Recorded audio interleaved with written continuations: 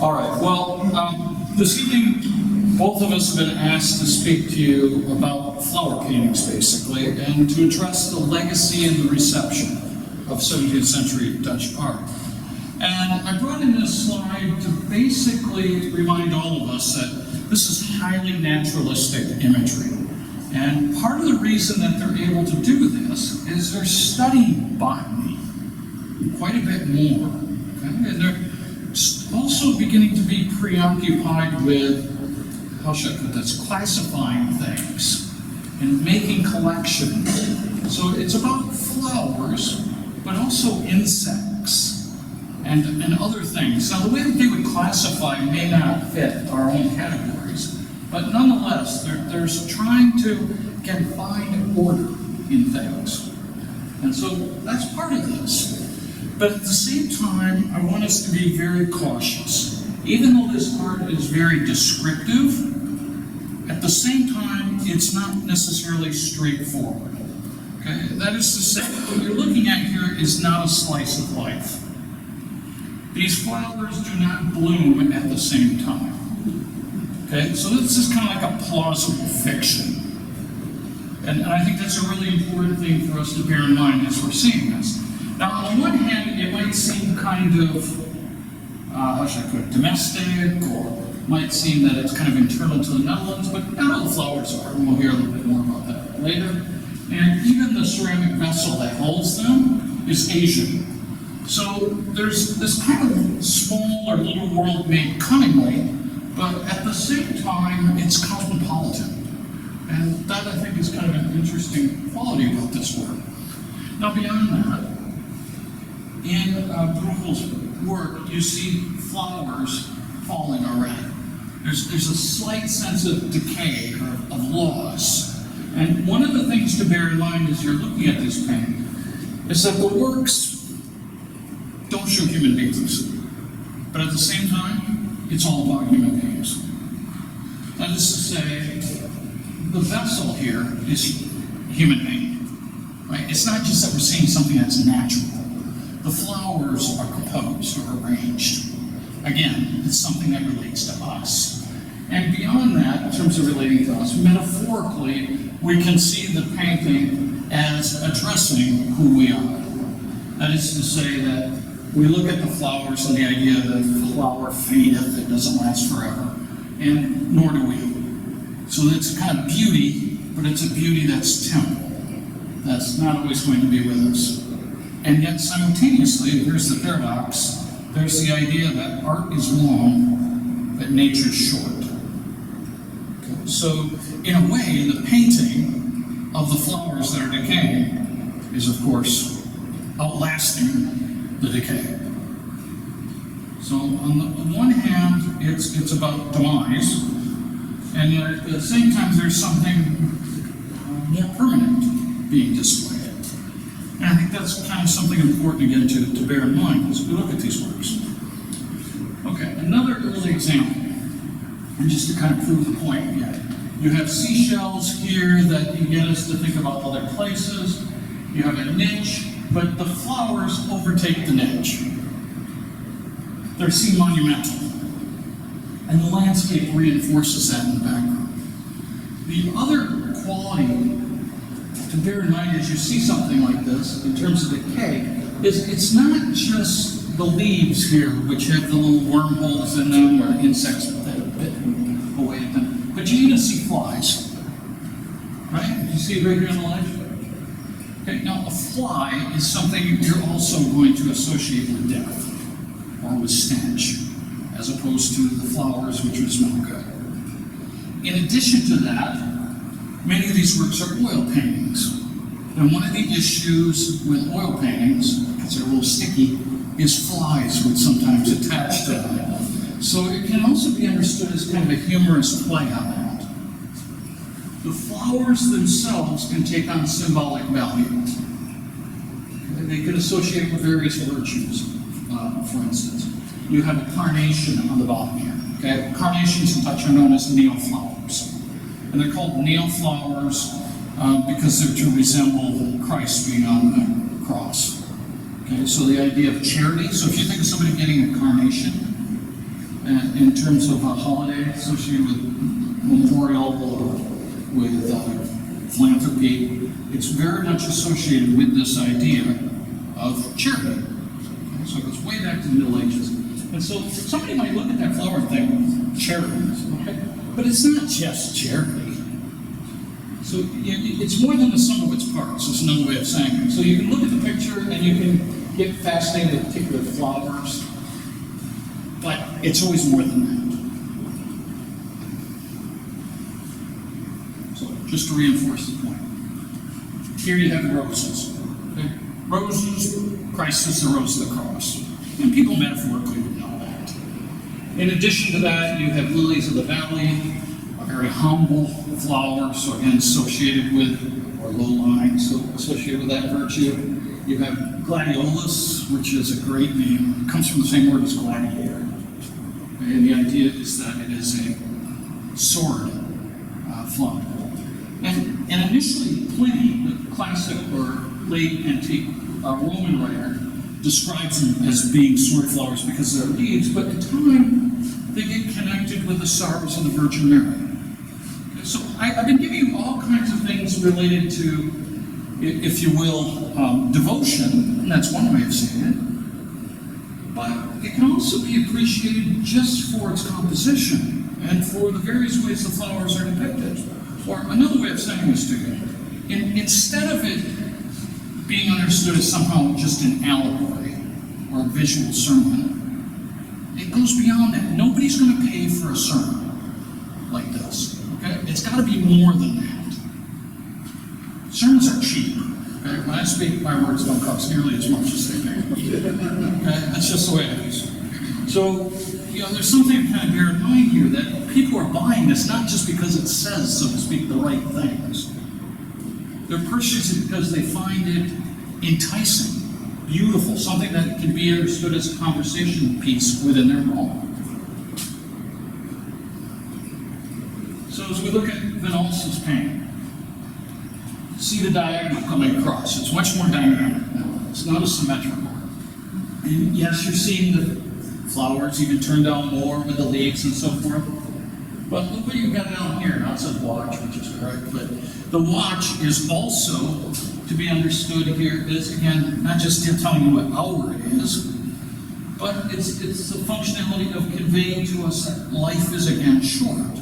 We're getting us to think about temporality or mortality, just like the flowers.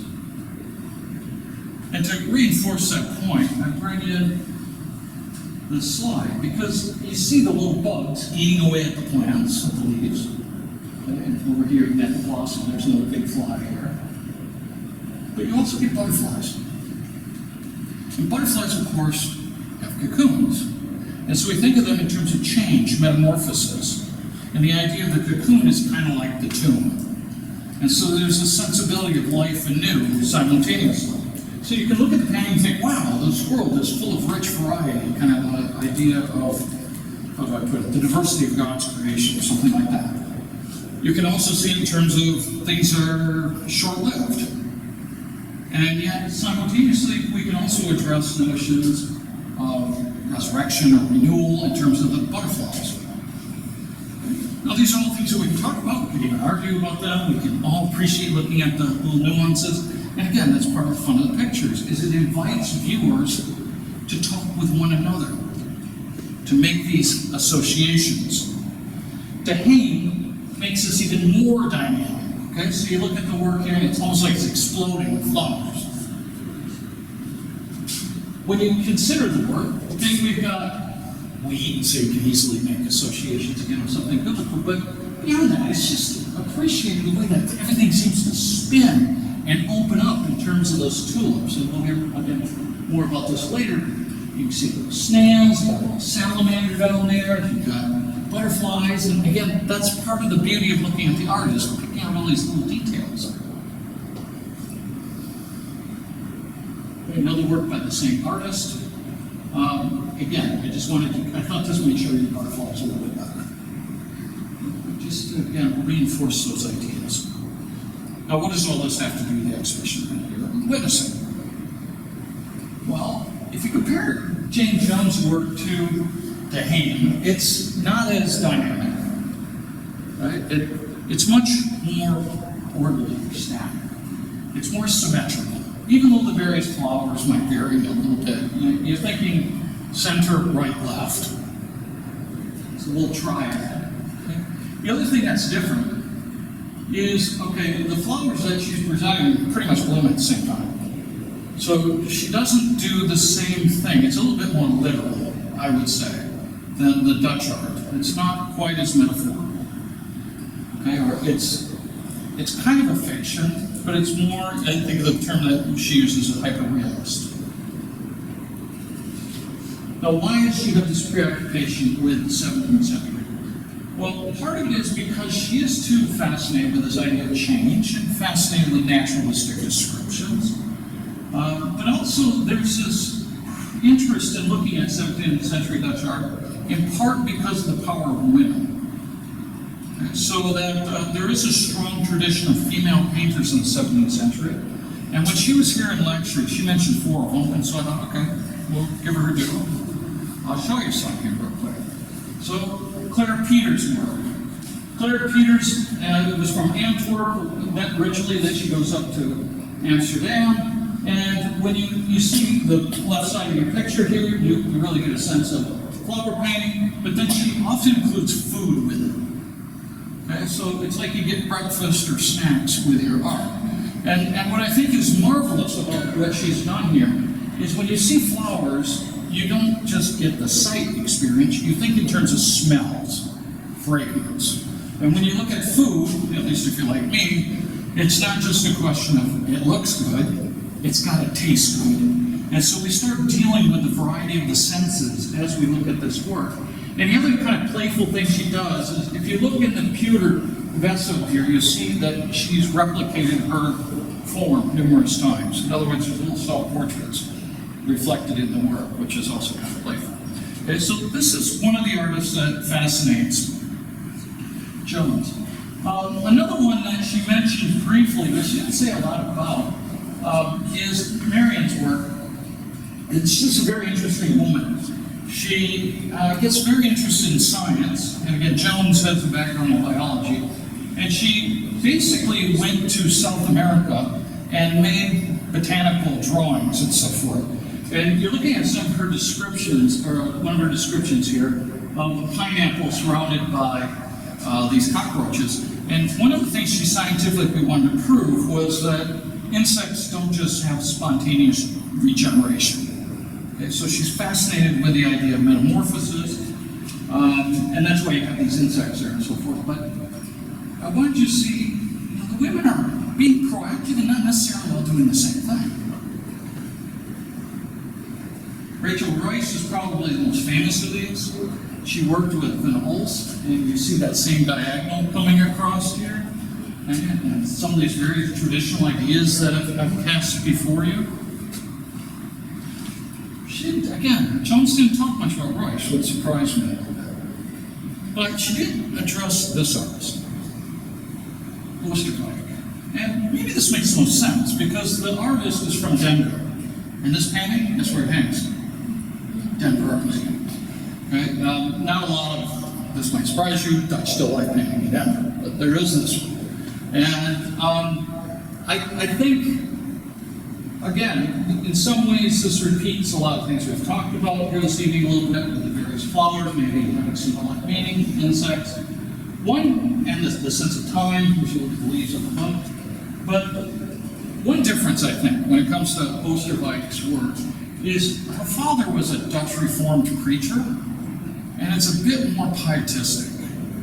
And if you're not seeing it right away, there's that very prominent sunflower. And there's this 19th century artist you may have heard about who also had a Dutch Reformed father, okay, Penny, okay? Well, with his sunflowers, and with this one too, the idea is that the ideal person should be like a sunflower, that you should follow the sun throughout the day. And the sun in this regard is, of course, the light of God.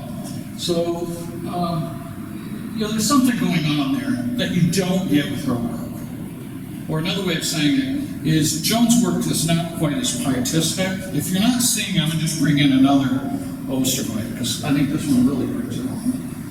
Okay, so you got this still life with flowers in the background, but then look at all the other ways she's indicating time.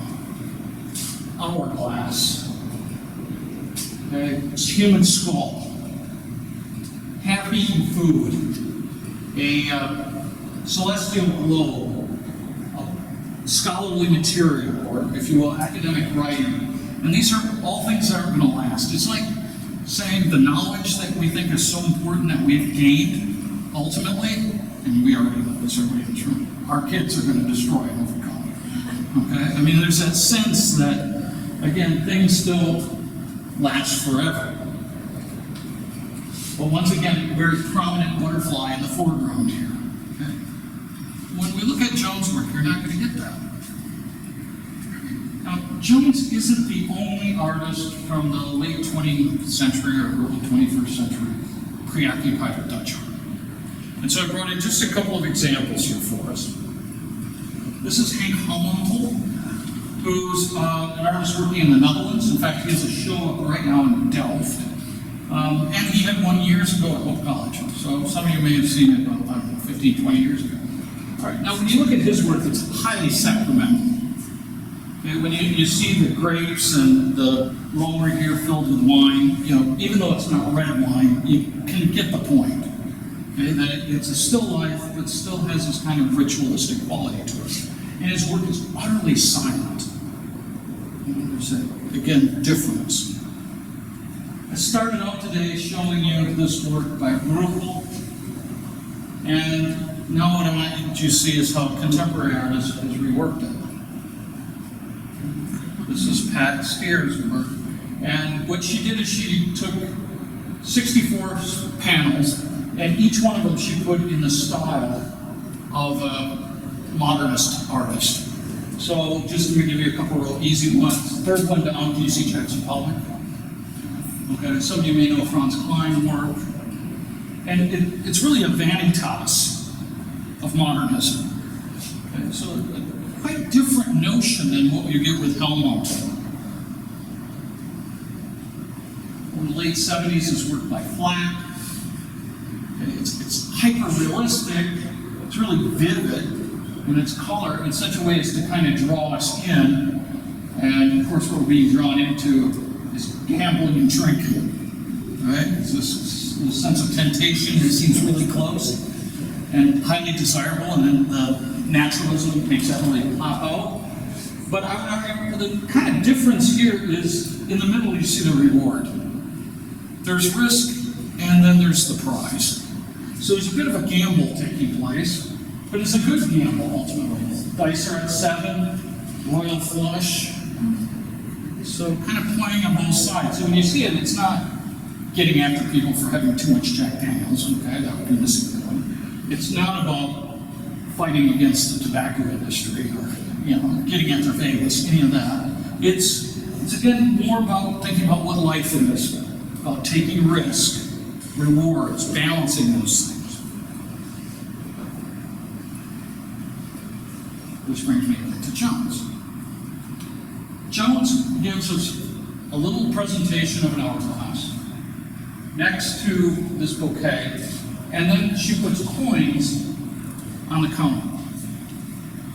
And when she spoke here, she said it had to do with climate change. And I'll admit right off, I have a hard time with that, visually. And I can see where the flowers are starting to decay in that whole tradition, thinking about nature and so forth. But it's the change that kind of bothers me. And here's why, simply. When I think of coins as change, I think of it primarily like if I'm leaving a tip on a table, or I think of it as something additional or supplementary. My initial response isn't in terms of nature. Maybe years ago. And so it got me thinking, okay, why do we call coins change? If it's not about alterity or metamorphosis or something like that. And where the word comes from is Latin for exchange. You hear the change right in it. So if you speak Spanish, cambio. Okay, it comes directly from the Latin. Right? It's the word associated with bartering. And they did it because it was so much easier to make financial or economic transactions with coins when you're trading for services and goods than to use other goods or services, right? That's why we do it. And so there's a kind of convenience with it. And I guess I'm being a little bit critical of the work here, but what I think is a little bit strange is how that works in relationship to this. Now, indirectly, if we start thinking about economics and we think about the flowers and so on, maybe we can get there, okay? But I think it's more indirect. The other issue I think that might make this more interesting, if you want to put it in terms of global warming or climate change, would have been if she put insects in it. If there would have been, say, a butterfly, like a monarch that we don't see as much anymore, and get us to think about it in that relationship. So it's a little bit different, but it's nonetheless still kind of a conversation piece. And I think, although it doesn't directly, to my mind, deal with issues like climate warming, it does get us to think about time in different ways. It still can get us to go back into the historical past and get us preoccupied with 17th century Dutch art. And at the same time, get us to think about more about who we are in our own present context. So something kind of economics happening here, something dealing with flowers, something dealing with time, and now I'm going to switch gears and let Marsely go. You're out. It's your time. That's a change. That's right. The change is going to come. I have to wait till you're off. And then I'm off.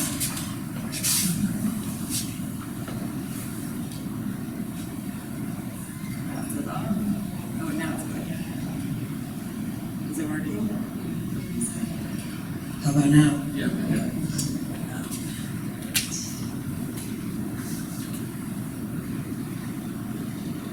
All right. So I wanted to also start with one of Jane's paintings that has a similar kind of composition and a little bit of meaning in the objects just at the base of this vase of flowers here. She calls it risk takers. That gives us a hint of what she wants us to take meaning-wise out of here. And you're rolling the dice, you're making a risk, you're gonna maybe win some money. I think in this case you're not, because she got the two snake eyes, which I understand is a bad roll. However, I'm kind of intrigued by the idea that these are the numbers that are facing us, not the top numbers. And when we play the dice at my house, if you have one crooked like that, it doesn't count, you get to roll again. So I don't know if that's just family rules or what, but in any case, there is a risk that somebody is taking here to roll the dice. What are they going to get? What are they risking? So it's also a flower painting, and I see those two little dots reminding me that there are two flowers here. And I am, by professional obligation, a tulip grower, and so there's always a risk when you plant your tulips. You get these, boring brown lumps. You hope that they're going to turn out well. You hope no squirrel's going to eat them, no deer is going to eat them once they come out. Start coming out of the ground. It's always a risk. You don't know where you're going to get. The Dutch in the 17th century were always hoping they were going to risk getting a very great bloom when they planted their tulips. So that kind of brings us back into the historical period. But thinking about even just putting plants in the ground as a risk, you don't know what's going to happen to them, especially with tulips, since you have to plant them in the fall and then you've got all that time to just wait and see what's going to come up here. So I want to get us into the kind of historical mindset of thinking about what tulips, specifically, I'm going to go on about tulips for a moment here, what those meant to Dutch people in the 17th century. To us, they're very familiar. They're something that we have seen a lot around here in Holland recently. We all know them pretty well. We think of them as kind of the quintessential Dutch flower, but they didn't originally come from the Netherlands. So they're originally flowers that were growing naturally in the Himalayas, quite a different environment than we have here. They were cultivated into pretty close to the form that we recognize today by the Ottoman Turks. So very far away again from the Netherlands. And they finally made it to the Netherlands just around 1600. So, thanks to the guy who was responsible for this garden. So, Carolus Clusius, he's a French botanist. Again, Henry mentioned that botany and science and studying the world was something that was really interesting to many Europeans, especially Netherlandish people at this time. Clusius was hired by the brand new University of Leiden to become their botanist. And he taught there, he built their botanic garden, and he studied many, many plants, including the tulip. He had a big network of other enthusiasts about plants, other amateur botanists and professional botanists who sent him samples from all over Europe. But he also had a connection with the Dutch East India Company, so he was bringing in samples from all over the world. So when he got to Leiden and he set up his botanical garden, he built a garden that had, I think, 1,000 specimens in it. And you can still go to Leiden. The garden is still going. It's changed over time because many different gardeners have been involved. But they did, I think, in the early 2000s, they put together a kind of historical garden using his original plant list, so to get at kind of what he was originally growing. It is quite nice, so recommended vacation to Leiden here. But what is the point of all of this? He brought the tulip to the Netherlands because he was really interested in studying it. And he wanted to understand the cycles of the plant, he wanted to understand what kind of varieties existed and how you could make new varieties, how you could breed them in certain ways so you could get desirable characteristics to come out. And he was not the only Dutch person who was interested in this. At first, the tulip was really a rare plant. It wasn't a common flower in the Netherlands until later in the century. And it was first desired because it was rare. So it was something special, something hard to get a hold of, something, again, that looks really unpromising. It's just a little brown kind of onion. So how could it produce something so beautiful? So people had a real interest in collecting these, and especially in collecting the most rare ones. If you go tulip shopping today, you know that the plain colored ones, red, yellow, purple, I guess usually, those are usually the cheapest. You pay a little extra for the ones that are multicolored. The multicolored ones have always been the prized ones. And there are specific varieties that are this interesting looking, but you could also create this variety by accident. So that's the kind of gamble that Dutch tulip growers were going for. They wanted to create the conditions to have a stripy, beautiful tulip like this appear. They did not know what they were doing, but they were trying really hard and trying to really control this process, hoping that they could make something good happen. I think looking at this, most of us just see four of the same tulips, but they are all slightly different. Some have rounded petals, some have pointy petals. The real tulip connoisseurs knew what they were looking for. So the thing is, most of the tulips that if you planted them in a solid color and they came up striped, that was considered like great luck. However, it was really that you accidentally introduced a virus to the tulip. It's called the mosaic virus, so that's at least a good name. But it was an accident. So all of those botanists who were working so hard to kind of create these conditions for the best tulips to appear were really just, messing around, which, it's the best. You gotta experiment before you can get what you want to happen. They've had to breed that virus out because it is not actually good for the tulip. But there's actually, if you're interested in a little fictional account of how to breed tulips, Dumas' Black Tulip is a really funny account of a scientist putting a tulip bulb near a mirror and hoping it would make the flower whiter. None of this makes any sense to us from our perspective, but it was this real attempt to get these great varieties to appear. I've written a note to myself here, what makes tulips Dutch? And I think part of this desire and this interest in cultivating them makes them Dutch. Also the desire to depict them in art over and over has kind of made them into something that's Dutch. And today I think 70% of all tulips pass through the Netherlands in the global flower trade, so they're still in charge of this. However, the tulip trade got out of hand. You may have heard it called the tulip mania, or the gekte in Dutch. It went a little too crazy. People were betting on the futures of tulips. So I'm putting this in the ground, I'm betting that it's going to become something amazing, and I would like you to invest in that. And you can imagine there's a lot of potential fraud and theft that can go on with this. People were stealing tulip bulbs from each other, just like the squirrels are doing to us right now.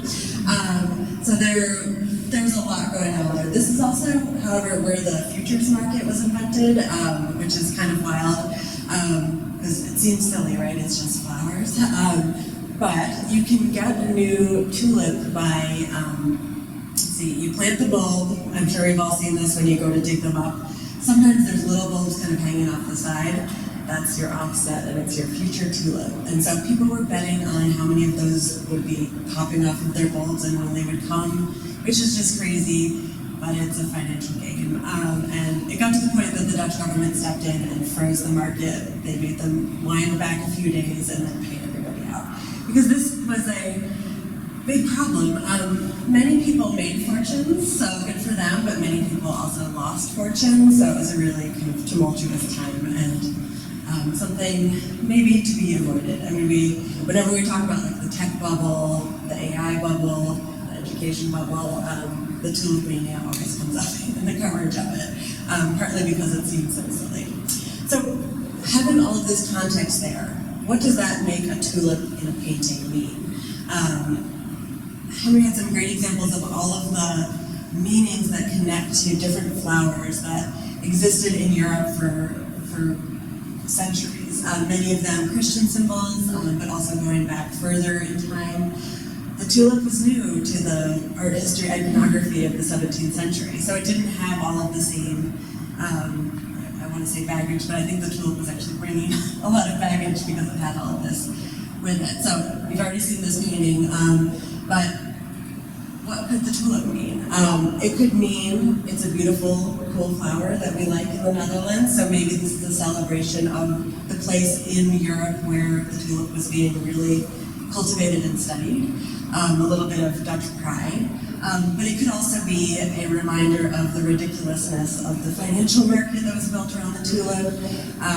It could mean you've got an artist who's showing off their virtuoso skill. It's a flower that really lends itself well to really interesting visuals. So it could have kind of all of these meanings at once. And we do know that Dutch people connected the tulip to folly because of publications like this, which is part of an emblem book. This is one of the ways that we can figure out what contemporary people thought of symbols in art. It says, "A fool and his money are soon parted." I guess that's more the English version of it. But tulips and their bulbs, a fool and their money. Somebody's betting on tulips and spending their money on just silly flowers. So this idea of folly, of making mistakes, is kind of also wrapped up in the tulip.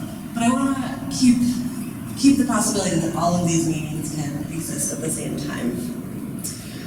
And I couldn't resist one of the best paintings of all time, perhaps, as the subgenre of monkeys doing silly things, because it shows monkeys involved in the tulip trade. So this guy in the center, he's weighing his bulbs. This guy is cultivating his garden, while the other guy is kind of assessing it. This monkey wife is meeting her monkey husband because he's got tulips. So you can see that tulips have created a problem for this monkey community. Monkey art is funny just on its own, I'll just put that out there. But it's because they're aping us, so they're a larger metaphor about what we've done wrong. So they make it all much more humorous. Okay, so we've gone deep into the tulip. I want to broaden this out a little bit more because my specific interest in Dutch art history, specifically still life, is how does the larger world come into meaning when we look at these small little intimate scenes that were made by Dutch artists. So I'm particularly interested in global trade in the Dutch colonial world, of what the Dutch were doing around the world when they were creating all of these lovely paintings that we like to look at. If you take a turn around the Dutch galleries upstairs, you'll see that most of the paintings are images inside people's houses, and all of these still life paintings are a table that seems like it could be, in the corner of your living room. So they're very much things that happen in your own intimate home space. But where's all that stuff from? So we already covered that the tulip is coming through this kind of circuitous route into the Dutch environment. But there's also a whole bunch of other objects that are really interesting to look at that have come from all around the world. I'm giving you here a kind of anomaly. This is a tropical fruit still life that was painted in Brazil by a Dutch artist who was part of a Dutch expedition to Brazil, specifically charged with painting the people and stuff of Brazil. And his paintings are some of the first images that Europeans really knew because they were reproduced in print. He did a whole series of Brazilian peoples as well. They were really well known in Europe as kind of the first images of the Americas that were circulating a lot. And we see a lot of what we saw with the still lifes earlier here, right? We have fruits described really carefully. Bananas, banana leaves. I don't actually know what all of these fruits are called, but they're fruits that are unfamiliar to me, but also to definitely the Netherlands in the 17th century. They're described in really careful detail. Some of the fruits are cut in half so you can see inside of them. There's almost a scientific precision going on here, but it's also pretty. It's also nice to look at. There's bright colors. Unlike many of the still lifes, it's really got a nice blue sky, which is also not super Dutch, but it's still familiar in a lot of ways, this kind of focus on a pile of fruit. You can imagine this just sitting on a windowsill in someone's home. But more likely, we're going to be looking at images of stuff on a table in somebody's home. This is something that would be placed in a house in the Netherlands, so a domestic scene of food. So what I want to do is kind of think about how does this talk about the larger world? It seems like we're in a small little corner here, there's not much going on, but I think if we kind of look through all of the different objects, and I won't go through each one, I promise, we can get a sense of a much bigger world that the Dutch were thinking about at this time. What we're looking at is kind of a simple meal. It's a plate of oysters, which we think of as fancy, but they were not fancy. At the time, it's just local foods made available. Oysters were often served with salt, pepper, and lemon. So those are, and I think people eat them that way still. I don't eat oysters, so I'm not really sure. But so the lemon's kind of here on the edge of it. Pepper is indicated, this cone of paper right here. This is how you bought peppercorns in small quantities in the Netherlands. So you can kind of maybe make out some pepper on that pewter plate underneath the cone, but it's kind of hard to see. And I have a pointer. Here, there's a little pile of salt on top of this salt cellar. So these are kind of typical things. We have them all, except for the lemon, probably on our dining room tables right now. But they're things that were not immediately available in the Netherlands. The lemon couldn't grow unless you had a really good greenhouse, and it was probably imported from the Mediterranean, so South Italy, Spain, maybe North Africa. Salt came sometimes from salt mines in Europe, like Salzburg is a salt mine, but also was being imported from all around the world. The Portuguese at this time had great access to salt stores and were circulating salt around the world. And the Dutch, when they took Curacao in the Caribbean, that's when they got the great salt pan access. Pepper was coming from the Far East, so from basically Southeast Asia today. So these are actually really exotic things that today don't seem very exotic, but were at the time. The main motivation for the Dutch to enter into global trade was to get at spices like pepper. They started late. The Dutch Republic was founded in the end of the 17th century in rebellion against Spain. So they started their world exploration, particularly to get a little economic foot over on the Spanish and the Portuguese while they were at it. And they started trying to get into the Asian trade, basically a century and a half after the Portuguese had done it. And they did a great job. In the 17th century, the Dutch really dominated most of the Asian trade. Eventually England and France will get involved, and the Dutch will fade a little bit. But they really dominated trade for quite some time in the 17th century. Their main motivation was spices, but after that they were interested in textiles. Indian textiles, cottons were needed to get the spices, so they set up a triangular trade in the Indian Ocean. They're eventually also importing things like Chinese porcelain, all kinds of foodstuffs, boring, uninteresting ones like wheat, and interesting ones like birds' nests. So lots of exotic and unexotic foodstuffs coming in. The materials to make gunpowder were being imported. The Dutch were involved in the Indian Ocean and the Atlantic Ocean slave trades as well. So there was a lot of involvement in trade at the time. So, okay, we've made a little circuit of how you're going to eat your oysters. You want to have some alcohol to wash down your oysters, right? So there's a little beer glass in the corner there, here, and then a wine glass here. Beer would be made locally, like the oysters, coming from local environment, but the glassware of both of these are German-style glassware.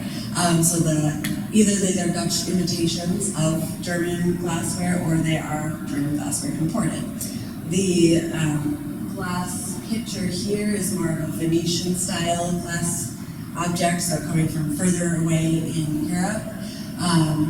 I promise not to go through everything, but silver and gold also coming from the Americas at this time. Oh, and I should point out that big white cloth, that's Dutch linen, so we have a good example of Dutch textile right here.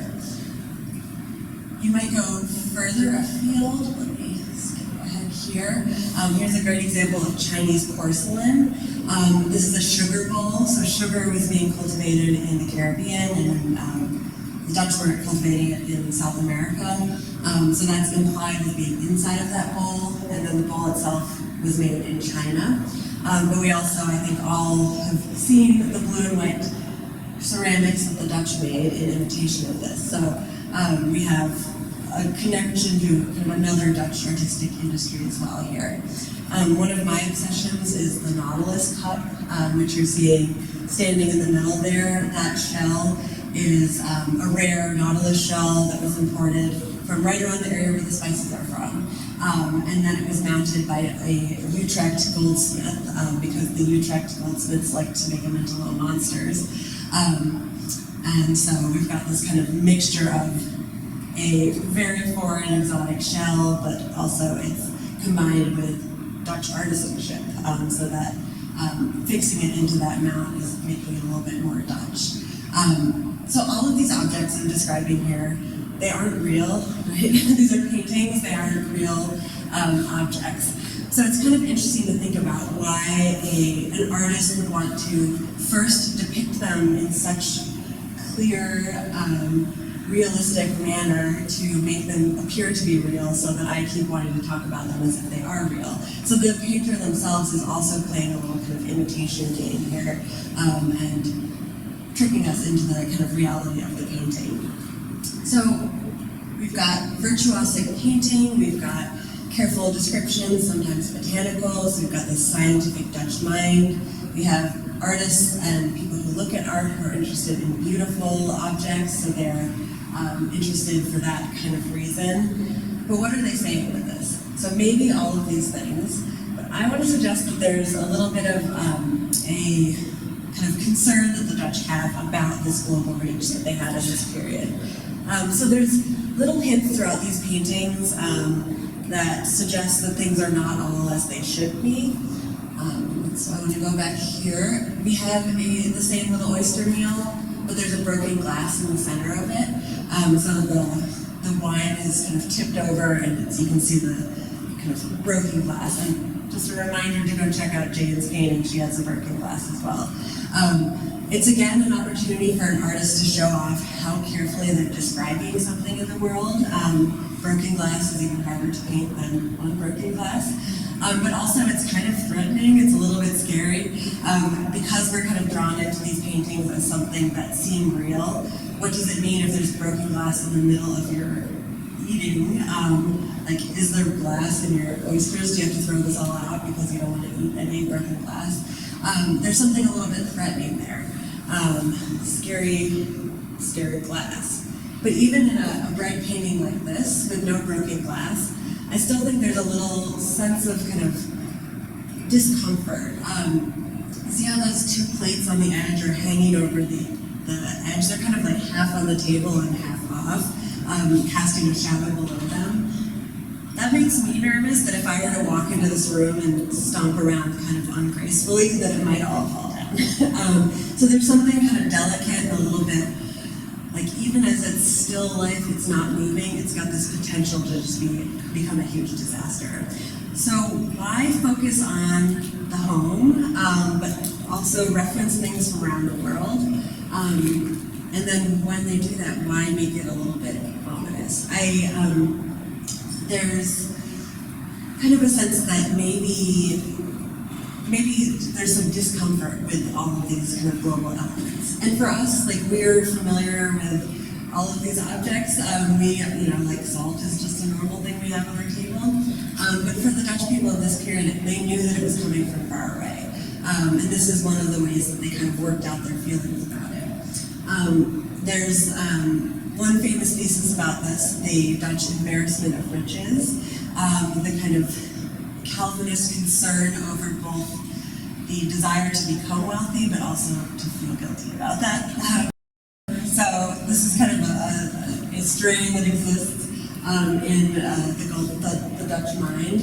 I like to think that there is kind of a larger allegorical thing going on here, that the Dutch were aware that many of the riches that were making the Dutch Golden Age happen were actually gotten from maybe not the best circumstances. I mentioned that slavery was one of the trades that the Dutch were involved in, but they were also involved in all kinds of really exploitive treaty making. They wrote a great treatise on the freedom of the seas, but then they made monopolies. So there was a lot of kind of double speak happening. And I think that there was a kind of general unease with that, or even just an unease with kind of the world expanding beyond the borders that people were ready for at the time. I'm going to leave it there. I could go through each item at a time, but you don't want me to do that. So. And we have to stay far away from each other. Well, we can stay far away from each other too. I'll help that.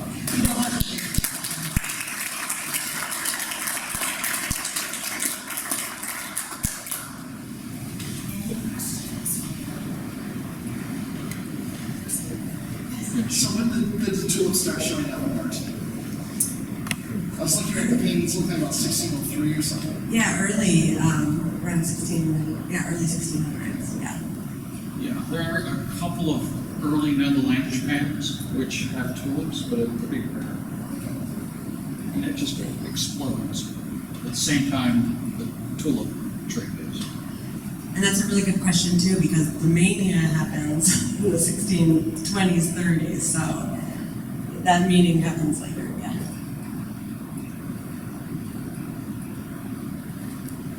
I'm not familiar with these artists. Did they do strictly still art, or did they do other sorts of scenes? Well, it would depend on the artist, but most of them would The specialize. ones that you showed us tonight, this is what they did mostly Yeah. still. Because, I mean, it becomes their brand, Okay. right? I mean, okay, I don't want to reduce art to being a commodity, but there is, of course, that quality. I mean, these people have to make a living, right? And so, Tahim would become very well known for making his delight. And the same thing with Rachel Royce, would be known for her work, and the way that they represented things would be appreciated as well. And so it becomes kind of like their brand. And yeah, so it's a really good question. And of course, they're doing variations on a theme, because when the theme works, people are buying it. Okay, I'm going to make another one, but I don't want to do the same thing. And so they follow their patterns. Okay, which again isn't to minimize the imagination or the variety that you're seeing, but there is that dimension to all this. Thank you so much for all the really great explanations. I'm curious about how much you know or whether you would address where these paintings were placed in the original contexts. I know that you're referencing the idea that you were to Kendall, but do you know much more about who the function where they are placed? That's such a great question. In some cases, we have home inventories that say what painting is in what room.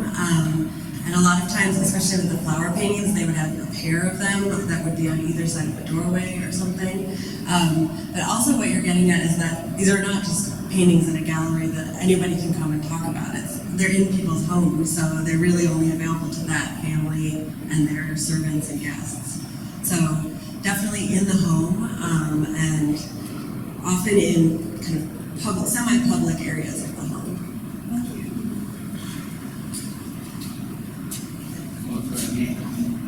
The question about the costs of painting, I have heard that these were the most expensive. The cheapest would be the genre paintings, especially of peasants. That it probably would take a lot of money for an artist to acquire these flowers unless they use botanical catalogs, to use those as signatures. I guess, yeah, it's, those artists did charge more for their paintings, and I think there's multiple reasons for that. One is, as you mentioned, getting the flowers themselves or the drawing would have been expensive, but beyond that, these are highly detailed works, and it would take a long time to paint, and so consequently, it's going to be more demanding in that regard. And one of the great ironies of this is, Marsely was pointing out, is the whole idea of the embarrassment of riches, because in many cases these are showing very expensive items because they're imports, and yet the paintings themselves are very expensive.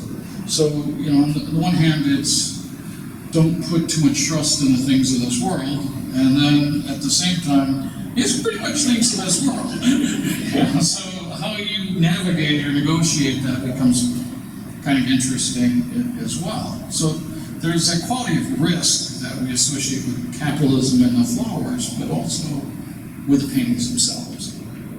I think it has also been said that this was a way to achieve the guilty feeling that this is portraying God's world, so we are honoring God and His creation. Well, that's another side of this too. These paintings are very ecumenical. Right? They're not going to upset Protestants or Catholics. Nobody gets upset at flowers. Okay? You put a dead saint or some martyrdom scene over the couch. Some people may think it's a bit boring. So it's a different kind of mentality, right? I mean, and again, these are made for home displays. They still have Christian meanings, but they're not placed in churches, and that could lead us to another discussion.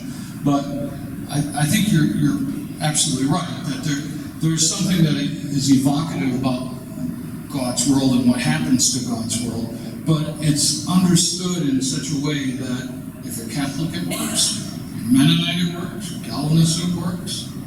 It's much more, as I said before, I think ecumenical. What can I do?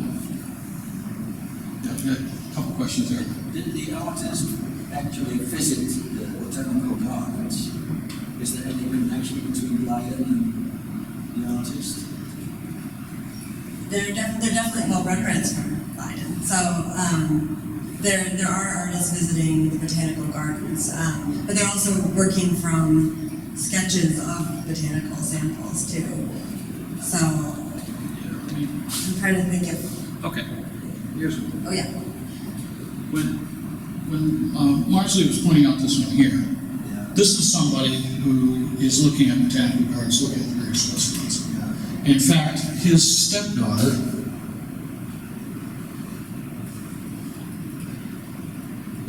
is the artist who did this. Okay, so these artists know each other too. Sometimes it's family connections, sometimes they have the studio, across the street, but definitely, some of them are going to the sites, they're looking at specimens, others are looking at drawings, so it's indirect. It's hard to dictate who's doing what. These two are scientists as well. Yeah, but I'm saying that, Not just artists. right, but what we have in our culture is a tendency to separate. There's those who do so-called hard sciences, STEM, and then we've got the art kids on the other side, so to speak, or the humanities. And in the 17th century, it's much more fluid. So you could get somebody who is an artist, but working very closely to one of these amateur scientists. A good example would be someone like Vermeer. Vermeer, we know, was closely connected to Leeuwenhoek, the guy who played around with the microscope. And, so what the relationship is between these artists with art and science can be much closer than what I think we have a tendency to thinking. I'm just curious to know how one became an artist, at what age, and was it a product of wealth? There was a whole apprenticeship system. So at a very young age, you would be apprenticed to an artist to start doing a lot of the grunt work in the studio as you're kind of developing your skills. But also in the case of the female artists, a lot of those are daughters of artists. So that's how they got special access. So there's a good question in there about like talent. Do you have to have talent to become an apprentice or not? Or does it develop as you're practicing? But they would have started pretty young, for sure. But was it a product of wealth, though? Oh, not necessarily. Okay. Some of these artists are going to gain wealth, and some of them are going to lose their shirt. We have lots of examples of artists going bankrupt, and we have others becoming prominent citizens. So, it's like any other kind of business venture, where some are going to succeed, some are going to fail. The thing that I think is important for us to think about in terms of the economics is also materials we're using. Okay, so, some pigments are going to cost more than others, and they're not getting their paint out of a tube. And so when these apprentices are learning, it's not just merely how to apply paint on a surface, it's also how to make the paint itself. So there's a deep learning sensibility that's going on. And these things can be much more expensive to produce than what we most think. And it also has to do a lot with colors. Blue is outrageously expensive. Okay. Red, not so much. It's going to change depending on how they make the dyes or where the dyes are coming from. And that too is kind of an interesting question, I think, for art historians today. A lot of us are becoming more fascinated with where does the paint come from. Okay, my question is, were these commissioned paintings, or were they just painting a painting and then hoping to sell it? That's exactly what I wanted to start talking about. We got on the same mindset. Yeah, because in the case where you have a commissioned work, we often have like This is commissioned, so I'll get some names. a contract where the pigments are, the funds are figured out ahead of time, so the artist has the money to buy the pigments. But many of these were not made on commission. These are artists who are creating works on spec and hoping they can sell them, so they have to put all that investment in up front, which is quite a lot. And also possibly part of why some of them are kind of formulaic. So similar works coming from the same artist. They know what sells. So following that, am I going to go to the town square and see the artist sitting on a blanket in front of canvassers? Or if they're a middleman dealer that I go and see and I kind of pick the one I want to? It's very seldom that you can just buy them on the square. There's the middleman. Okay. And something that this precedes the information here today, but the very first stock exchange that we have started in Antwerp, and right next door to it was an art dealership. So, this idea of speculation and so forth is caught up with the arts too. And the idea of buying something on a market as opposed to being commissioned is still relatively new. this point. And many artists were also dealers, so it's kind of cottage industries, I guess. So I have a question about, you just said, you pointed out, this painting or painting or the others that have a variety of flowers that bloom at the same time. So would the artist paint part of the painting and then wait for another season to get these in, necessarily cultivate what you can now in greenhouses? No, probably what they would do is this: make drawings of the flowers when they're in bloom, and then you have all these little props. And then you take your drawings and make your painting. So kind of like, okay, when Jane is making her images, she said what she does is she photographs her flowers. Okay, because even if you think about it in terms of the short run, you can't paint as fast as well, you can, I guess, if you're an impressionist, but you're not going to paint something like this in a couple of days. And it's going to be more time consuming. So even there, you're going to have some kind of mediation with an image. The 17th century used drawings or watercolors. Here she's using photographs. So, yeah, really good question. So where is the painting of the monkeys? And there's several paintings like it. There's several versions of it. The one that I have a postcard of over my desk is from the Holland Museum in Berlin. But the one you had is from somewhere else. But yeah, but there's a lot of monkeys. You start looking for them, and then one of my big dreams as an art historian was to publish a monkey book. But there are several already out there, so it's not going to work. It's not a good speculation, but you can find the books in the monkey book.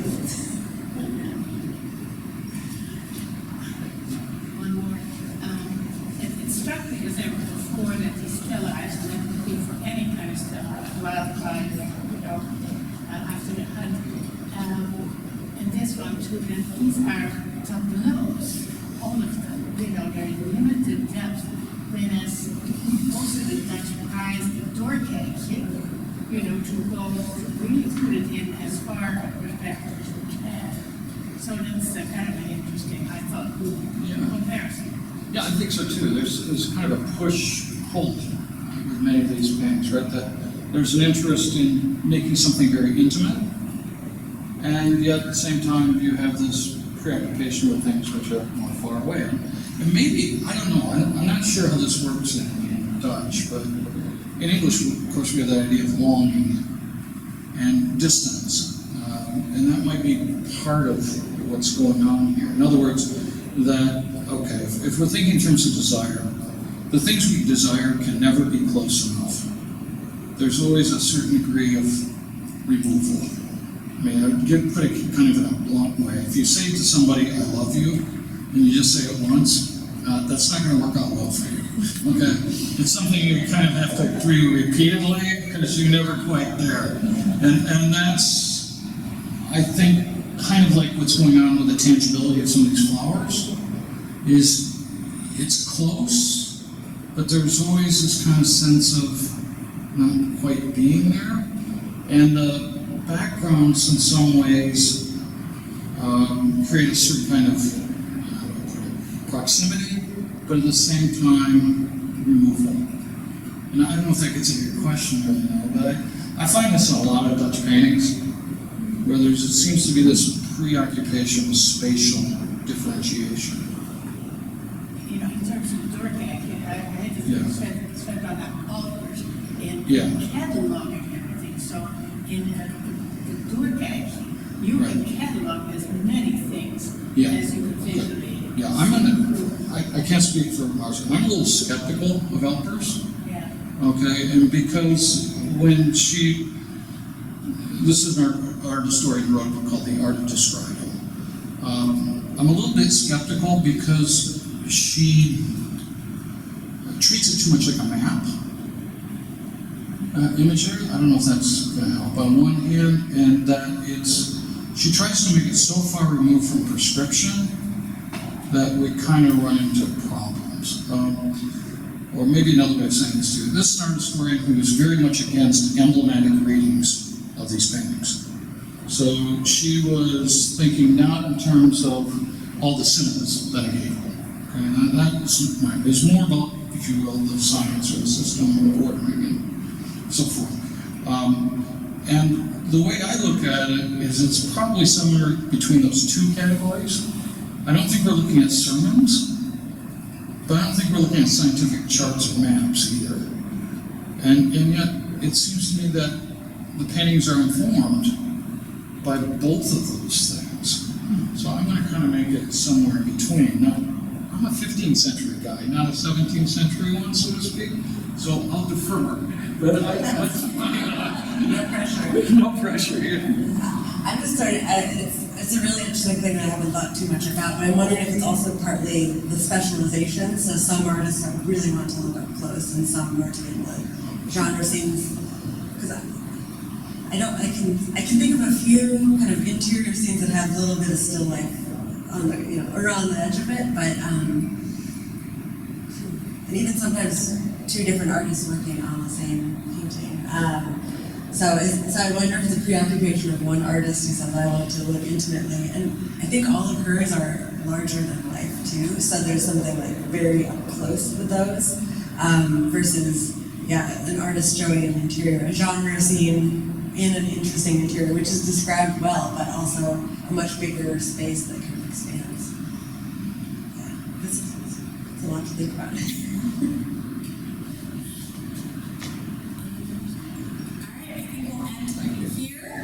Again, thank you to Marsely and Henry for being here this evening.